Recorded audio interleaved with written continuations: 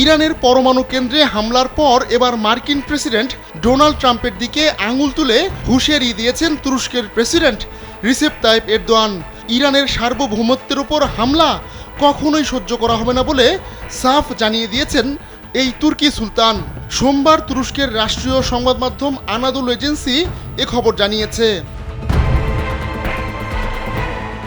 Anadolu এজেন্সির breaking নিউজে জানানো হয়েছে, তুরস্কের প্রেসিডেন্ট রিসেপ তাইপ এরদোয়ান বলেছেন, ইসরায়েল যেন ইরানে হামলা না চালায় আমরা সে বিষয়ে কাজ করছি।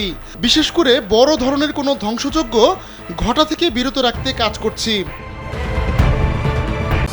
Original product, best service and best offer. Your right choice, Transcom Digital.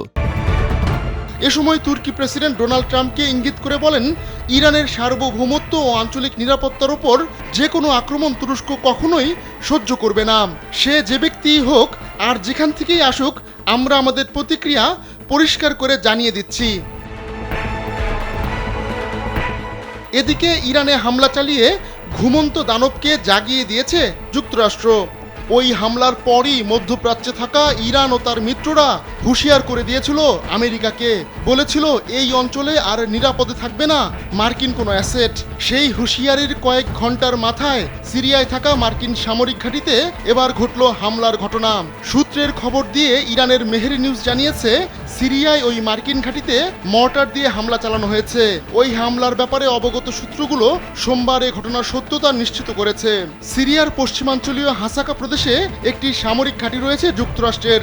সূত্র জানাচ্ছে ওই ঘাঁটি লক্ষ্য করেই হামলা চালানো হয়েছে। এই সূত্রগুলো আরও জানায়, হামলার পরপর নিরাপত্তা ব্যবস্থা জোরদার করা হয়েছে ওই ঘাঁটির। এমনকি ঘাঁটির প্রবেশপথে কড়াকড়ি আরোপ করা হয়েছে।